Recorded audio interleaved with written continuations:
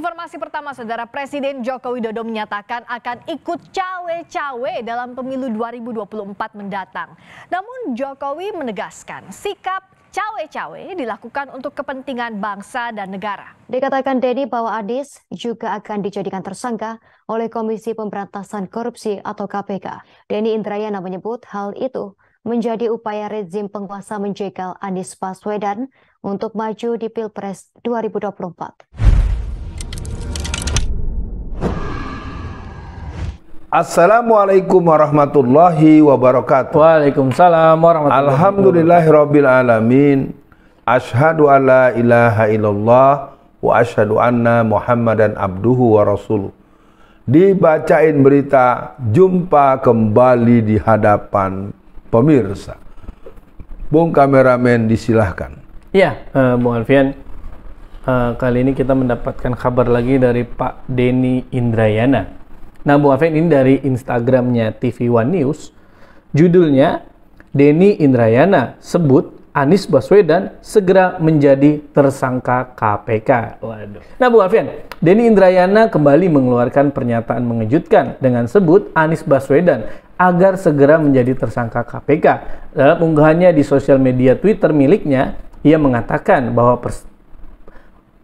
pentersangkaan adalah salah satu skenario pamungkas istana untuk menjegal Anies Baswedan menjadi kontestan dalam Pilpres 2024. Setelah KPK 19 kali diekspos, ini pemecah rekor. Seorang anggota DPR menyampaikan Anies segera ditersangkakan. Semua komisioner sudah sepakat, makin terbaca kenapa masa jabatan para pimpinan KPK diperpanjang MK 1 tahun untuk menyelesaikan tugas memukul lawan oposisi dan merangkul kawan koalisi sesuai pesanan kuasa status quo. Bagaimana respon awalnya, Bung Alfian? Inna lillahi wa inna ilaihi raji'un. Saya ingin katakan bahwa kepada Pak Anies Baswedan, mudah-mudahan nanti kalau sempat ini tayang Anda masih di Tanah Suci, Anda berdoalah. Karena memang saya sebagai orang yang lama aktif dalam gerakan politik praktis dalam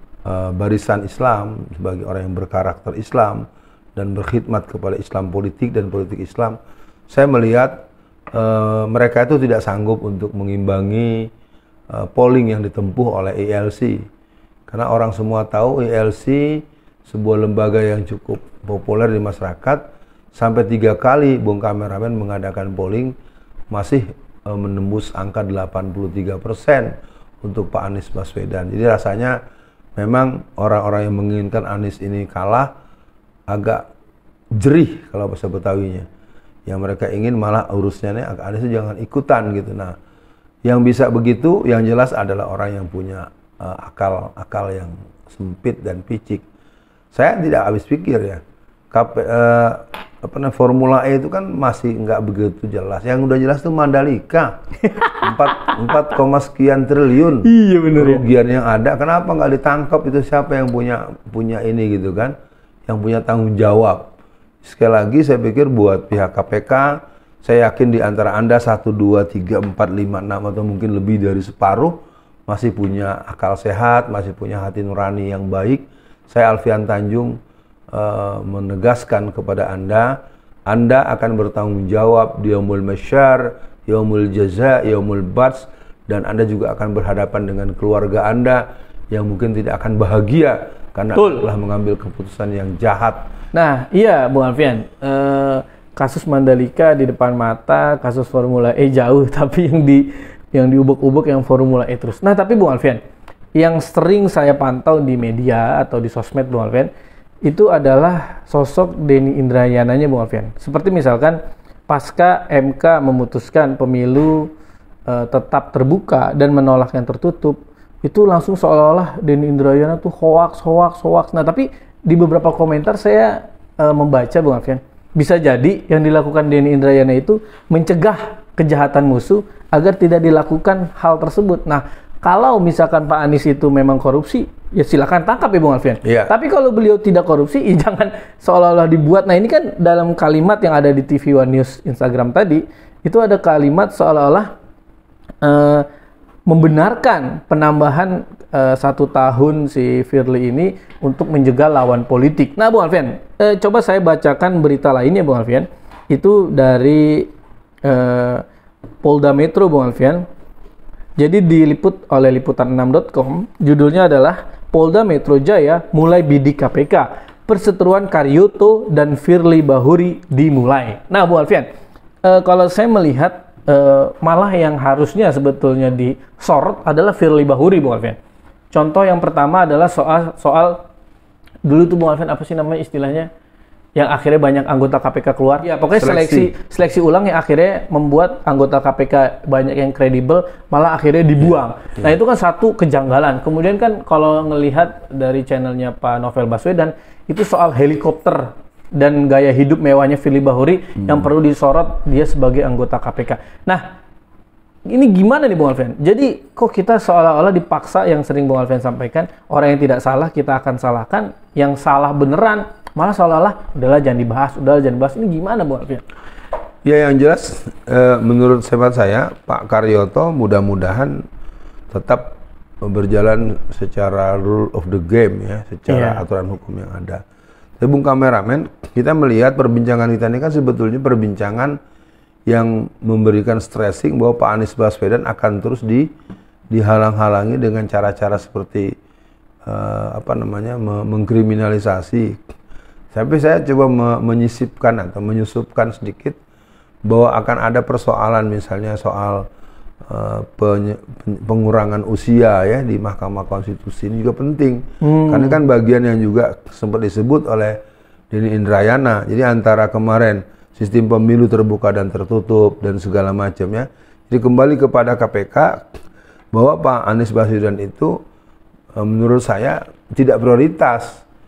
Yang prioritas itu yang sudah diketahui, banyak hal yang sudah misalnya kasus EKTP, terus kasus putra daripada Bapak Presiden yang sempat, walaupun yang saya sayangkan itu dicabut, Bung. Iya. Ada yang mencabut dengan pertimbangan-pertimbangan taktis.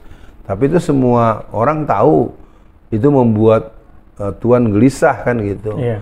Nah, kemudian termasuk pembuatan kereta cepat.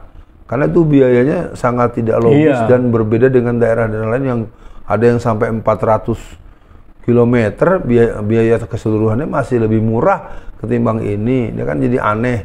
Sementara ini pun juga tidak memberikan pelayanan yang luas dan sangat terbatas begitu. Iya, Bung Alfian. Untuk akhir sesi kali ini Bung Alfian, terlepas lah ya, banyak buzzer yang menyampaikan bahwa Denny Indrayana ini hoax bla bla bla bla. Tapi apa yang beliau sampaikan sering kejadian, Bung Alfian.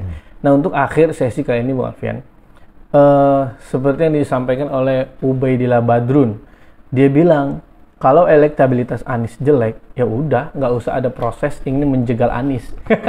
Kok saya melihat, Bung Alfian, hawa-hawanya suara Anies ini tidak terbendung. Nah, untuk akhir sesi ini apa, Bung Alfian, pesan untuk umat Islam semuanya, Bung Alfian? Ya, pertama, umat Islam, mari kita dukung Anies sambil mendukung partai-partai Islam dan caleg-caleg Islam serta calon pemimpin dari karakter-karakter pribadi Islami. Saya pikir ini mungkin saya bukan keceplosan, tapi memang saya harus mengatakan dengan tegas bahwa mendukung Anies Baswedan merupakan sebuah pilihan rasional terhadap dinamika yang semakin meruncing ini.